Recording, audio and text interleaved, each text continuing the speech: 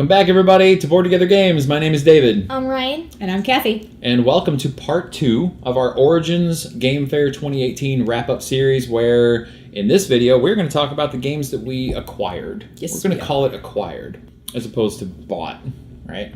We acquired these games. They're fantastic. The first video in this series was where we talked about the games that we played at Origins and just kind of our overall thoughts on the show. So now we're going to talk about those games that we bought. And I think we should probably just go ahead and jump in after we talk about the giveaway. Yes, we are going to be doing another giveaway here at Board Together Games. And we are happy to announce for this giveaway, we're going to be giving away Monster Match! Monster Match is a really cute little game where basically you roll 2 dice. Every player takes a turn rolling 2 dice. Those dice are going to have a combination of number and body part. And there are cards laying on the table with a bunch of different monster pictures, and these monsters have different numbers of eyes, arms, and legs. And you're trying to match whatever was rolled with a card that you see on the table. For example, 3 eyes. You look for a monster with 3 eyes, you touch the card. If you do that first, you get to keep that card. And if there are others and there are more players and they find a card with a monster with 3 eyes, they take that card, right? And those cards have points on them. There are donuts in the lower right-hand corner that equal the victory points for the game. You play through the entire deck. If there's ever a no match at all, if you roll something that doesn't match anything, there's a little token that you tap on that says zilch. And when that happens, if you do that successfully, first of all, if you do it incorrectly, you lose a card. If you do it correctly, then you add 10 cards to the table and you just keep going, right? Super cute little game. It's so much fun. We had a great time playing this, and it could be yours for the low, low price of nothing. So this is the one that we're giving away. This is in the North Star Games, what do they call this? The Happy Planet series. It's kind of falls in the same line as a Happy Salmon or Funky Chicken, those kind of games, which are so much fun for not just kids, but for adults too. I'm telling you right now, if you don't have kids, that doesn't mean you cannot try to win this game. In fact, I would recommend it because it's a blast. It's a lot of fun. I dare you to win this game and bring it out at the next party you have with a bunch of adults. You all are going to have a riot blast. I'm telling you right now. Yep. That is Monster Match. That's the one that's up for bids this time on The Price is Right. And just like last time, I think it worked pretty good. We're going to do the same thing. So if you want to be entered into the contest, leave a comment down below, right? And you must be subscribed to the channel. So if you're not already, we would much appreciate if you would subscribe to the channel. And then leave a comment down below. Doesn't matter what it is. Just can be anything. You don't have to compliment us. You could tell us that we're stupid. We don't really care. Whatever. If you leave a comment, you're going to be entered into the contest. That's how it works. And then we just randomize it when the contest is over. So let's do this one out until June 30th. Okay, so as long as you are before June 30th, 2018, you still have time to enter.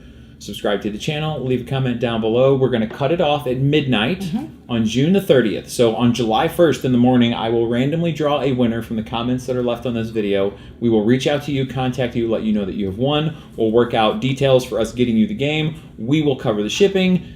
Everybody will be happy, at least if you won. And then that'll be that. So good luck, everybody, on winning Monster Match. We want to make sure that we mention that it's only for the continental United States. Yes, we do. Because of shipping purposes. Yes, we do. That's a very good point. Thank you. This contest is limited to lower 48 United States of America. So Hawaii and Alaska, I apologize. Canada, I'm sorry. Our friends to the north and to the south, and overseas, we apologize, but we must limit it to lower 48 United States. All right, everybody, with that out of the way, let us talk about the games that we purchased at Origins Game Fair 2018. We already discussed our overall thoughts on the show and the games that we played. So again, link back to that video if you want to see that. A lot of good information there. Check that out. So we're going to jump right into it now. So I will go first if you don't mind. Sure. I purchased an expansion to Two Rooms and a Boom. This is called Necro Boomicon expansion pack. This is just more cards, more rolls. If you're familiar with that game, it's a huge social deduction party game where there's 2 teams, sometimes 3 teams, depending on how many people you have and how many cards are in the game. You're just trying to deduce who is who and where they are. You're trying to end up with certain end game scenarios to win you the game by the time you've played a certain number of rounds, which are basically just timed. And then you switch people back and forth between rooms to meet a scenario. That's pretty much it. This is more cards for that. Looking forward to it. This one always goes over really, really well. That's 2 Rooms and a Boom, the Necroboomicon expansion. My first game is... Ta-da! Jump Drive. Ah, yes. Now, I have to admit, this is not my purchase. This purchase is Cameraman Kev's purchase. Yes. Which is amazing. He's now getting excited about games and buying them himself, which is amazing. So, we spoke about this game briefly in the games we played. This is in the Race and Roll for the Galaxy universe. And it is a card game that is an engine builder. Yeah.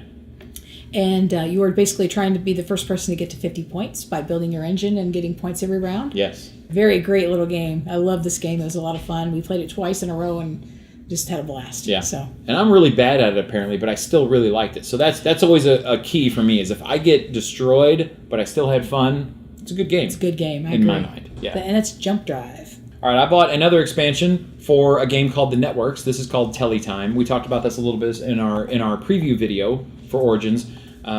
This just basically adds more cards to the base game, which is about you as a player running a TV station and doing your best to put the correct shows in the correct time slots with the right stars and the right advertisements to score you points, which is viewers at the end of the game. Love this theme, right? Mm-hmm. The theme is amazing. And Teletime adds a bunch more stuff that is British TV related. British TV shows, British actors, and it's all parodied, right? So think of a popular show, they'll have a spin-off of it here and name it a little bit differently. Very clever, very funny.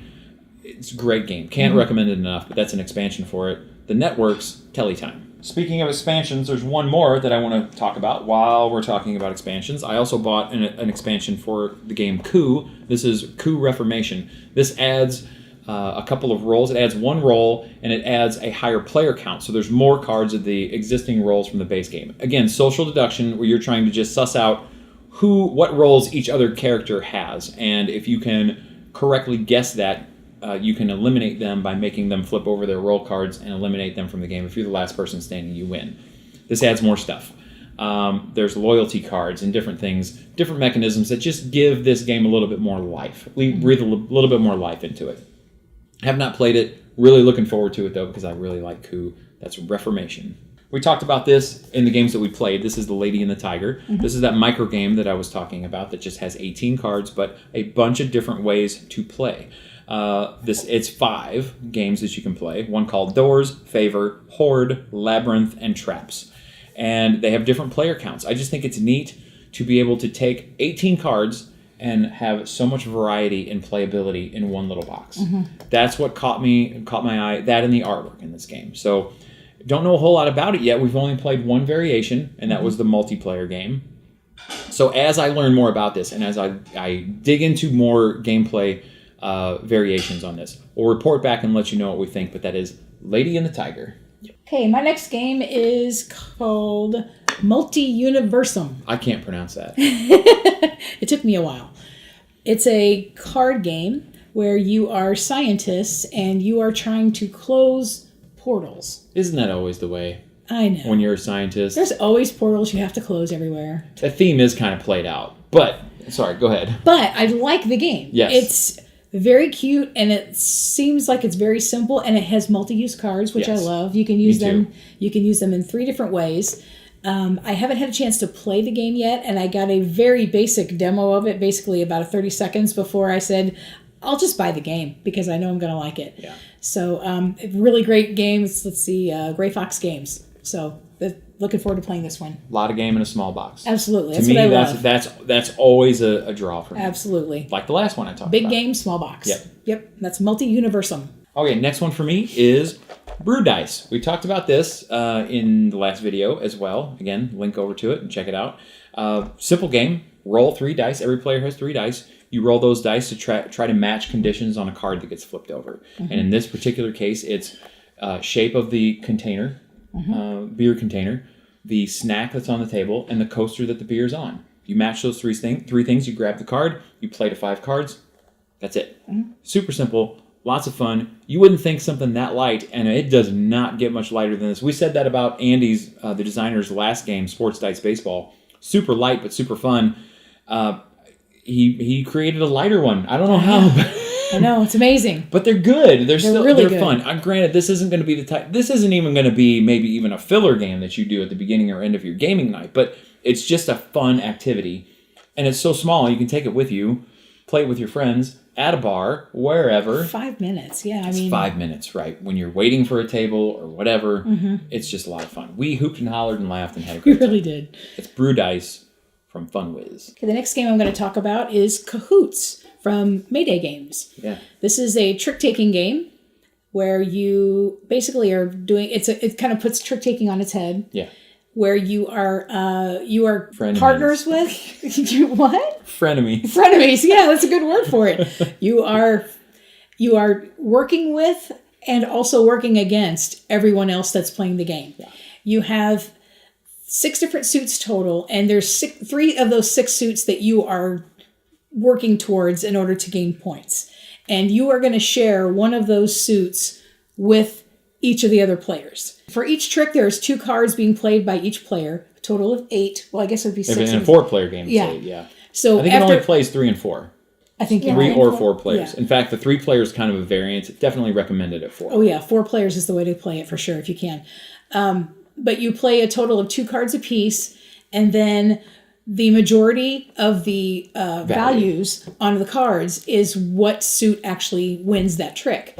And then everyone takes a turn going around the table, and they throw one card away out of the game completely, and they put another one back in their hand, and then the points are given to the 2 players who are sharing the majority suit. The majority suit, yeah. And so it's really great. It plays really interestingly, and it's a lot of fun. And there's a lot of table talk, and what are you doing? And so it can really be a fun experience. Yes. So if you like trick-taking games, get it. You got to try it. Just get it. Yep.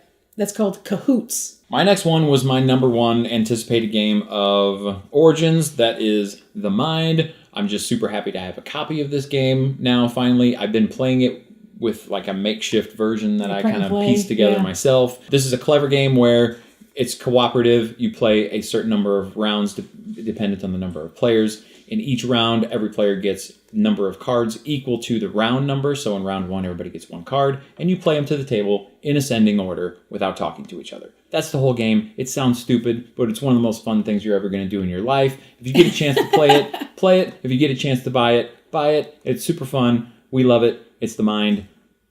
Okay, the next game I have is called Artifact Stack. Oh, yeah. By R&R Games. I forgot you got that. Yeah. So we actually first initially saw this game at Geekway, and then David bought it at Geekway, and I just had to get it myself because I thought about it, and I knew I really had to have it. So this is a, help me out, Dave, it's a tableau building type? It's a tableau teardown game. Tableau teardown game, yes. I guess. You build up you play in 2 rounds, and each round is a tomb, and you're building the tomb out in front of you, pyramid style with cards. And on any player's turn, all they do is take a card. And what you're kind of doing is you're building set collection, and you're also taking cards for their special abilities. Right? And if you are wanting a card that is buried underneath other cards, you have to spend coins in order to get those cards, and you can get more coins by the cards that you take. It's just some cards are face up, some cards are face down. It's just a lot of neat stuff going on in this game. Really interesting game. Yeah. Well, there is some decision. There is some decision. Yeah, you can take cards that are underneath and pay for them, and that can make your set collection even better and beat somebody else to it. Yes. Yeah. And this is kind of, so R&R Games tagline is the games you want to play. It's a bold claim, but honestly, I have to say that it is very fitting. And the reason for that is because how many games do we own of R&R that are just not games that you would normally peg for being the types of games that we would want to play? Right. Lots of them. Yes. And yet they're fun, and we like them. They're the games we want to play. Exactly. So, so that is Artifact Stack. All right, the next game that I bought is Funky Chicken. This is similar to Happy Salmon and Happy Salmon Blue, if you've heard of those. And by the same people who made Monster Match. Yes. Which we are giving away. Yes. If you know what Happy Salmon is, this is the same thing, but just with different moves. Mm-hmm. Yes. Different So actions. in Happy Salmon, you're looking for... Each player has a deck of cards, and there are 12 cards total in 4 different varieties. And it's an action card, right? So you're looking for someone on each one of those cards that matches what you're looking to do. So in Happy Salmon, it's high five, or pound it, or Happy Salmon, or switch spots. And if you successfully match that with somebody, you discard that card and move on to the next one. First person to run out of cards wins. Funky Chicken is more like Ryan mentioned at one point in time, kind of like dance moves. So in this one, it's spin around in a circle, or swing, which is kind of like a do-si-do, where you lock arms and go in a circle, or bump hips together, or what's the other one? Funky Chicken. Do the Funky Chicken. Yeah, the name of the game. So this was my number 5 anticipated game for Origins, and it just had to come home with me. Because I know a lot of people that we know really enjoy Happy Salmon. Yes. So I feel like if they like Happy Salmon, they'll like Funky Chicken too. Exactly. I could not agree more. Next for me is Bigfoot versus Yeti. I was really stoked to get a look at this one. I kind of knew quite a bit about it before Origins. It was an honorable mention for me for the anticipated list. And after seeing more of it and seeing more demo of this game and how it plays, how these cards play off each other, I just had to get it, right? So you are scientists, again, who are looking to mount expeditions for these elusive cryptids, your Bigfoots, your Yetis, your...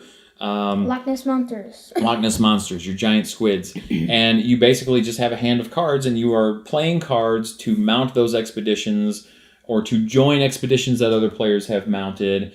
You're looking to be the first one to run out of your cards, right? And then you score points, and you play a number of rounds until a player reaches a point threshold to win the entire game. But there's different things you can do in here that are really clever, like discarding other players' expedition cards to the tabloids, which is going to lose them points at the end of the game unless they can somehow find a way with special abilities to pull those cards back out of there. And just the way everything kind of works together and is intertwined with the theme, that's what I love about these guys at Shoot Again Games and how they put their games together. Is it's all so well thought out, right, in simple boxes and just a little bit of a game, but it's they're great. So much thought in their games. I just love it. Exactly. So I got to get this one to the table as soon as possible. That's Bigfoot versus Yeti. Okay, my next game, excuse me, is a game called Straight 8.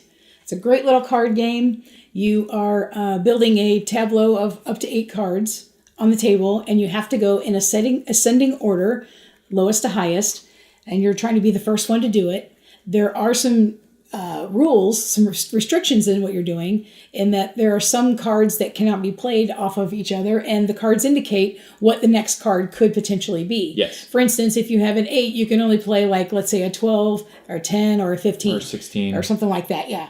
It usually goes by multiplication tables. Multiplication right? tables, so right. If it's 2, you can play a 4 or an 8 maybe. So yeah, it's the way the cards work together. You string them along in kind of a multiplication table order. That's the rules usually. But like you said, the card tells you what cards you're allowed to play after. Exactly. So all you have to do is look at the card that you're currently playing, and you'll know the next cards that are available. So as you're keeping your hand of 3 cards in your hand, you're going to want to keep a track of kind of, are they possibly going to be able to play off each other? Or am I going to be able to go in 2 or 3 in a row because of what I have in my hand? Yeah. Draw a card, play a card. Should I hang on to it or dump it? Right. Because the cards that are left in your hand when someone else wins are going to be negative points in your hand. So you got to be careful with those high pointed cards at the end of your game. Exactly. So, and that's the last ones you're going to want to lay down. So exactly. It's a neat little design, right? Very cute. Yep. So that's Straight 8. All right, my next one is Spy Tricks. We talked a little bit about this one in our Games We Played video. Yes. So basically you're trying to find the secret card. Yep. And you're playing tricks. Yeah. And the winner and the loser of the round get to place a token or a marker of what they think it is. Secret card, yeah. Yeah. You could either play the number, the suit, or the exact card. Yes. If your bet is right, you get points. Yeah. Points. Points or money, whatever you want to call it, based on what it is. If you get the suit right, it's 2. If you get the number right, it's 5. And if you get the exact card, it's 10, right? Right. And that happens every round for 4 rounds. 4 rounds. Right? And there's a really neat catch-up mechanism with a helper token that you get. If you have the least amount of coins or money points at the end of the round, you get a helper, which if you place him with your pawn and you hit it, it's double whatever the payout would have been. Really neat stuff. Again, we did say that this one suffers, though, right? Yeah. From? Production. Yeah. The production's not great. The play mat is just paper, glossy paper that you fold up and put in here, so that's not great. It would have been better if it was a board, but then you're talking about a bigger game, more money, so I understand that. The pawns are kind of cheap. The cards themselves are not the greatest quality, but like we said, the gameplay, in my mind, and I think in your mind, makes up for that, yes. Right? I think if I wouldn't have bought it, you would have. I may have, but I definitely am glad that you picked this one up. I think it's fantastic. Yeah, and that's Spy Tricks. I got a hold of a salmon, a happy salmon, a blue salmon. Ooh. Yeah, we have the original Happy Salmon. We've had it for a while. It's a great game. Ryan kind of talked a little bit about it when he was talking about Funky Chicken. What is really neat about this is the original game has up to 6 player count, right? This has the same cards in it, the same player count if you buy it by itself, but if you combine the two, you can play up to 12 people because it's 6 different colors than what's in the first game. Super great, right? So that's only part of the greatness, though. If you have the original Happy Salmon and Funky Chicken, you can actually mix those colors together and play a mega game where you've got 8 different things that you're trying to match now. So you've got all of the Happy Salmon stuff, the Pound It, High Five, almost said Pound It Noggin. Comment below if you know what Pound It Noggin means. It's Pound It, High Five, Happy Salmon, and Switcheroo. But then there's also the Swing, Spin, Bump, and Funky Chicken from that game. So you're trying to match somebody for... It's craziness. It's lunacy, and it is a lot of fun for kids and adults alike. Check it out. Happy Salmon. My next game is Welcome to. This is by Deepwater Blue Cocker and Deepwater Games. This is a flip and write. Yes. So it's like a roll and write, except that you're flipping cards to find out what your actions are going to be and what numbers you're going to get. The numbers that you're using are going to be house numbers on a street. Yes. And you have 3 different streets that you can work with. And you're going to be building fences and building pools and other kinds of construction and building up the trees and scenery. And it's a really great little game. Next level roll and write style game. Yeah, a lot of decisions, a lot of great decision making. Really great decisions that really makes you think. I love that whole aspect of it. So and it's easy to mess yourself up too. Oh man, easy. Which is part of the draw, really. Absolutely. Is trying to not put yourself in a situation. To get yourself, like you're not going to be. You can mitigate the board in a way that you're not going to get stuck. High risk, high reward. Yes. In this game. Yeah, and that is Welcome to. Next for me is cave paintings. Oh, yeah. Yeah, we talked about this again, and a lot of the games that we played, we also ended up buying. So that happened. Cave paintings is great. It's like Telestrations. It is a drawing game where each player, every round, is going to draw up to 6 pictures, and it's timed. And the key is, or the hook is, that you can't draw the pictures. You have to slap the marker in your meat hook and draw like this on your board, right? Which makes for some hilarious drawings. It really does. And then you're basically going to try to guess what everybody else has drawn because you're passing these boards around the table after the time is up, and you're trying to, that looks like a newt. That looks like a newt. A 3-eyed goat. Whatever. But that's what... It's funny. It's just funny. Yep. It's more of an activity than a game. Yes. Yes. But... some of the times we've had with Telestrations and those types of things at get-togethers, parties, church gatherings, whatnot, have just been so fun, priceless. So this just adds to the, to that whole mix. But yeah, this should be a good one. Cave paintings from R&R Games. The next game I want to talk about is Scuttle.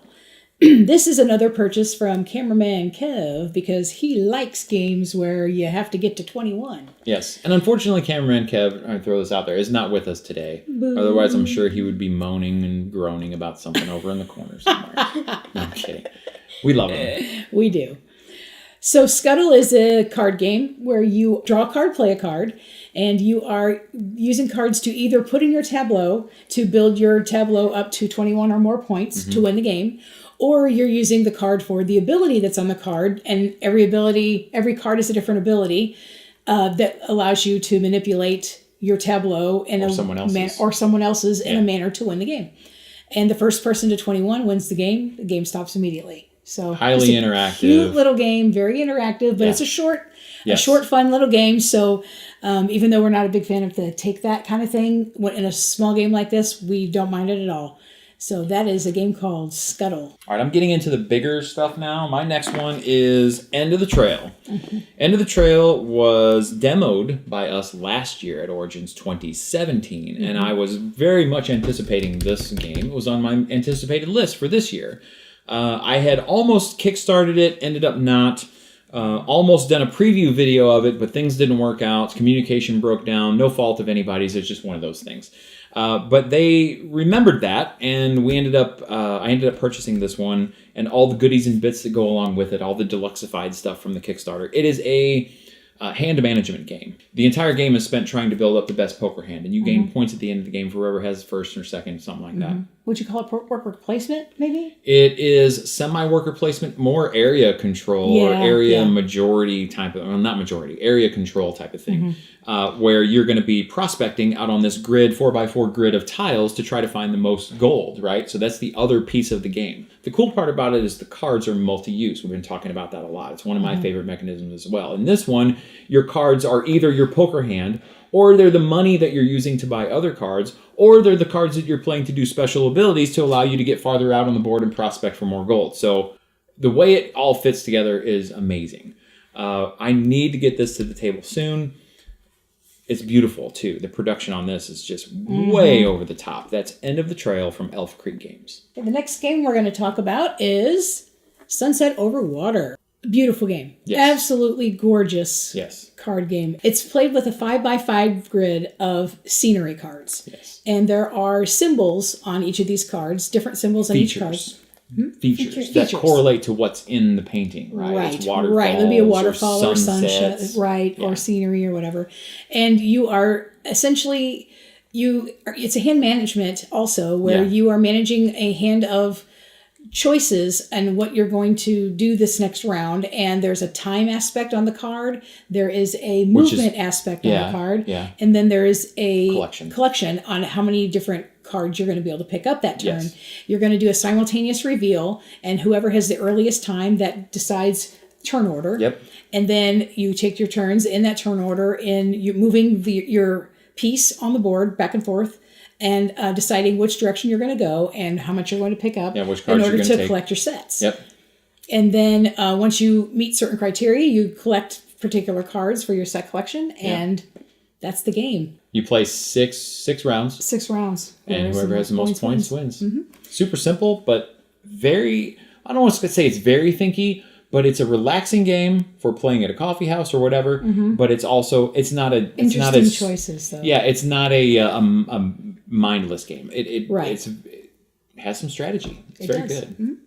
And that is Sunset Over Water. Okay, on the theme of the gold rush and the rush out west and the wagons and the trails and the stuff, Pioneer Days is from Tasty Minstrel Games, and this is a little bit heavier European-style strategy type game. This is a dice drafting game. So at the beginning of a round, dice are rolled, and players take turn drafting these dice. In this game, you use those dice for multiple things. We've been talking about multi-use cards a lot. Well, this has multi-use dice. So when you draft a die, you can either use it to gain income, gain money.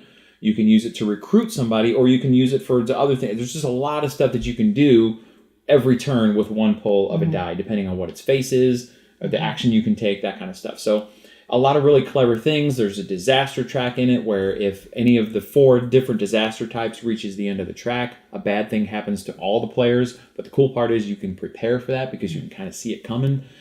Just some neat things happening here. Possibly my favorite part is that the victory point track has a little sign on it, and your player piece is a wagon.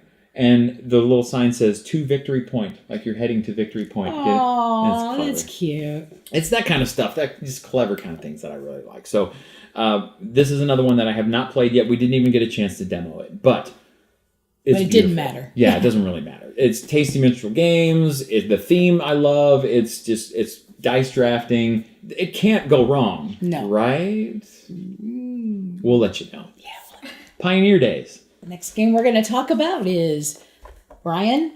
Bees. How many E's are in that word, actually? There is 6, I believe. 5. 2, 4, 5. Sorry, 5 5 E's and B's. Which, this is just makes it so easy to find a game like this on Board Game Geek. Doesn't it, though? Yeah. It's so easy to search a game that has really like is. 5 E's in it. Really When is. you don't know how many E's you're actually in it. But that's okay. But for being such a bad choice in name, I like It really is a cute game. Yeah. It is a speed game where each player has a stack of tiles in front of them that has 3 different dice faces with different number dice on them. Number combinations. And you are quickly trying to be the first person to meet those criteria and win that tile. And when you do win the tile, you place it in front of you in a tableau, and you're going to start building a honeycomb and trying to match colors so that you can get points for each matched color that you match. Yeah. There's a couple of caveats to that. If you don't win the tile, but you did have a die on the tile, you get a little B token. And at the end of the game, every 2 B tokens that you have equals a point. So it's kind of nice to, even if you didn't win and you tried, you got something for it. So really cute little game, really fast, really fun. It can be a little frustrating just because it's a speed game, and sometimes speed games can get a little crazy. Well, and I typically hate speed games where it's constant speed, and that's what this is. I don't mind speed when it's like real quick, like we've talked about Monster Match. You roll dice and then speed. Okay, got it, and then you stop for a little bit. Right, and I then don't it's mind like, that. relax. And I don't mind speed where it's like a minute at a time in a round, and then you stop and you figure things out, whatnot. But usually when it's constant, I don't like it. But I like this game. It was fun. It's pretty cute. So that is Bees. All right, next I have Roll Through the Ages, the Iron Age. Oh, yeah. This is a rolling, not right. Well, it is right. There's actually 3 aspects to this. There's the rolling, there's the writing, but then there's also the resource management in between. So you have these little beautiful wooden player boards that kind of look like the Cracker Barrel games, with the pegs in it, that you use. So you roll the dice and then you track your resources on this wooden pegboard. And then at certain points in the game, you can then use those resources to build buildings and do other cool things in this game. This is great. I didn't even know these were still being made. Apparently, this is a newer version. Roll Through the Ages, the Bronze Age, is a little bit simpler version of this that's been around for a while. The designer's Matt Leacock, the same guy who designed Pandemic, so it's got that going for it.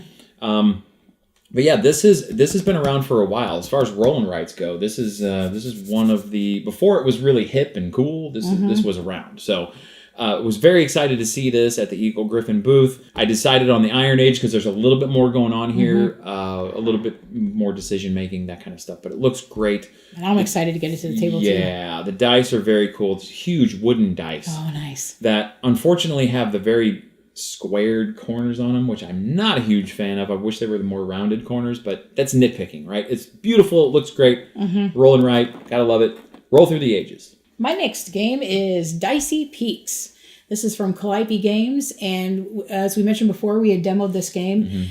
It was not even something on my radar. I didn't even remember seeing the name when I was looking through the preview, honestly. But we sat down and played this game, and it is so much fun. It starts with a modular board that you are basically building a mountain, a little peak that you're going to be climbing, and it's a racing game. You're taking turns rolling dice, and it's a bit of a push your luck where you're trying to It's very push your luck where you're trying to either climb or rest, and making sure you maintain the right amount of oxygen and try to get to the top of the peak before everyone else. And it's really cute. Yeah, it's overproduced. But the price point was still good, right? It wasn't overpriced. Right. But yeah, the production is great. The artwork is amazing. The experience is what this game is about. Yes. I busted almost every time I took a turn in this game. But it was still fun. And Ryan, you didn't do very much better, did you? Well, I had a couple busts, but I was just getting small rolls. Yes. Yeah. You were slowly working your way up the mountain. Yeah. I was trying to go all at once, and it just failed miserably every single time. But yeah, it was really a neat game. I'll play that anytime. It's good. And that is Dicey Peaks. I'm going to do these 2 at once because I bought them together, and they kind of go together, and that's Role Player and Role Player Expansion Monsters and Minions. This was kind of my splurge purchase for the weekend because I had been wanting Role Player for over a year now, and I've had trouble finding it, and then there was always something else that kind of took precedence and that kind of thing, and then I knew the expansion was coming out, and I'm like, well, I'm just going to wait, and then I thought about Kickstarting it, and then I didn't. Anyway, I have it now. So, yay for me. This is a dice drafting game. Pretty simple. Everybody plays a fantasy character, and it's kind of the whole role-playing D&D type of thing, where you build your character and their statistics. So you're using your dice and drafting dice in these different rounds to build up the statistics of your character, whether it be strength or charisma or a constitution or whatever, right?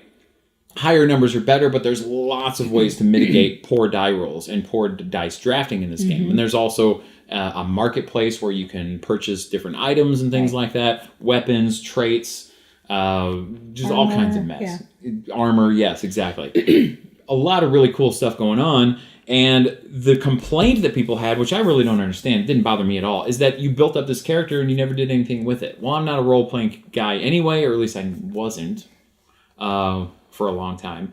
So that never bothered me, but now with the expansion, you can actually fight monsters and minions with this character that you're building up, which is very cool. A lot of really neat stuff to do in this expansion, which, again, amazing production. It looks great. That's Role Player and the expansion Monsters and Minions. My next game is partially open because I got it signed.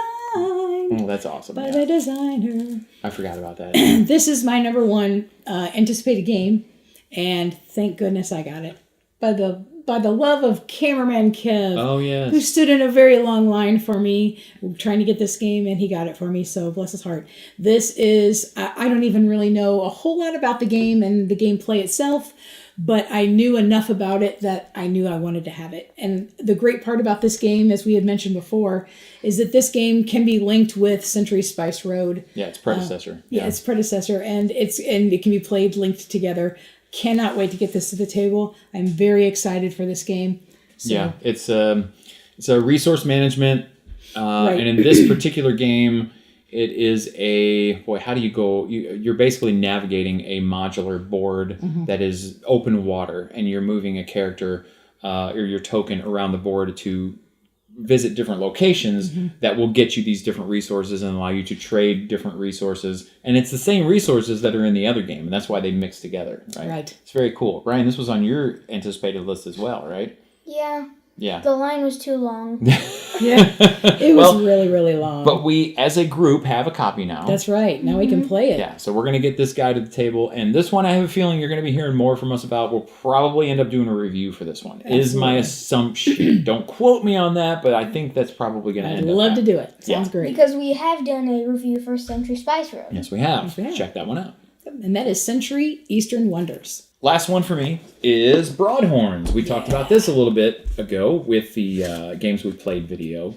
And this is pick up and deliver done well, which makes me very happy because I love the theme of this game as well. It's early trade on the Mississippi, which is our stomping grounds. There's a lot of place names in here that are ring very true in our ears, right? You know, it's places that we know about, that we spend time in. And it's just really great mechanisms in this game. Yeah. You're using this Broadhorn with limited space to pick up goods, deliver them to other areas that need them for points, and then there's abilities, and you know what I gotta do before they spoil, and there's spoilage of certain types of goods that, I mean, it's all thematically very grounded in this game, which is another thing that I just love in any game, is when you can thematically ground the stuff that you're doing and have it make sense. And that's what this game does. Super, super good. And super, super beautiful. Yes, it's very beautiful to look at too. So can't wait to play this one again. That's Broadhorns. My last game is a game called Homestretch by R&R Games. This is a great family game where you are... Gambling. Gambling! Not really so much of a family theme, but... Well, it's not a new game either. No, it's not. But it's a game that David actually already owns, and we've played several times, and I enjoyed it so much that I just had to get my own copy, because there's times that I play games outside of playing with him and with other friends, and I just know this would really ring well with other people as well, and people that aren't necessarily gamers, because it's a great little theme. You're racing horses, and you're bidding on horses, and you're buying horses, and there's different ways that you can win money, and money is your points, and whoever has the most money at the end of 3 rounds wins. Yes. So just a really awesome family game. It's we have so much fun playing it, and there's hooting and hollering all over the place. And what's great about this game is, honestly, it's roll and move.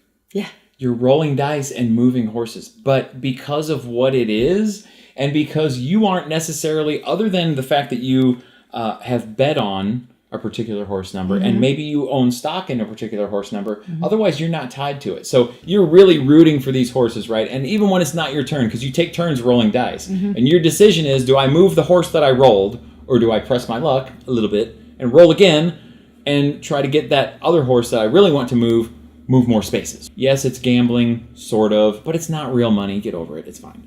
It's fine for kids. Anybody can play this game. We love it. And the camaraderie that happens when you're rolling for these horses and they're getting closer, and they're the ones you want or the ones you don't want, and you're yelling, come on, 5. Yeah. And, I mean, it's just really, really fun. I mean, I have never played this game where I didn't have a ball. Yeah. We are done with the games that we purchased at Origins Game Fair 2018.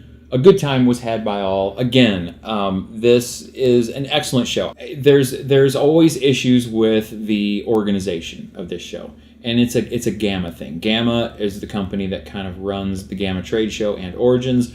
There's always lots of last minute stuff.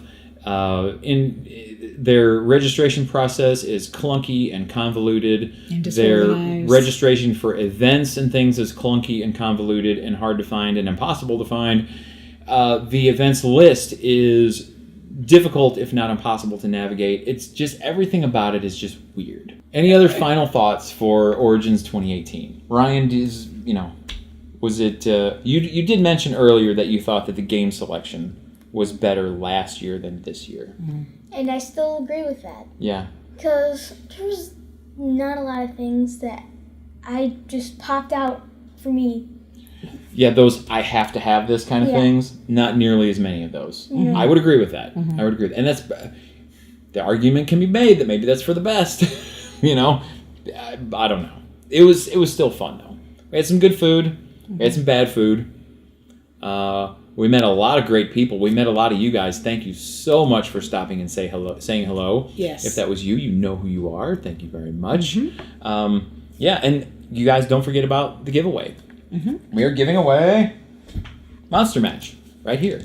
This copy right here. So if you're interested, subscribe to the channel, leave a comment if you're not subscribed already, and then leave a comment at the bottom of this video, and we will randomly draw that on July 1st. So you have until June 30th at midnight to enter the contest. Make sure you do that. Tell all your friends, because if this absolutely just doesn't interest you, speak to a family that you know, or a friend that you know that might be interested in something like this for them or their kids, or just their group of goofy people that might like something like this. Introduce them to the channel. That's going to help us grow. Absolutely. So if you like what we're doing, leave a comment, like the video, subscribe to the channel. We would love all of those things. We're making a big push right now, you guys. That's why we're doing these giveaways. We hope that it is enjoyable for you. In those comments, let us know how we're doing. If you like what we're doing, if you think we need to change something up, there's one little tweak, say, I think you guys are doing great, but I wish you would do this.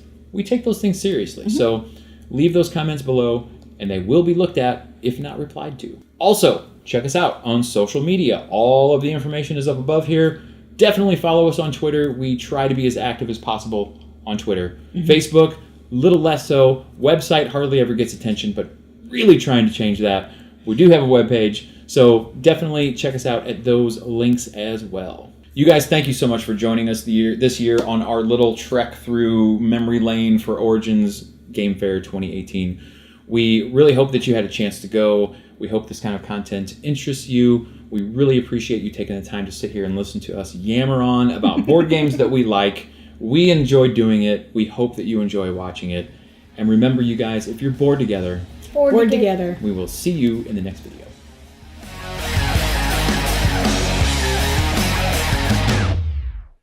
What are we doing? You lose. You stole fizzy lifting drinks Good day, sir.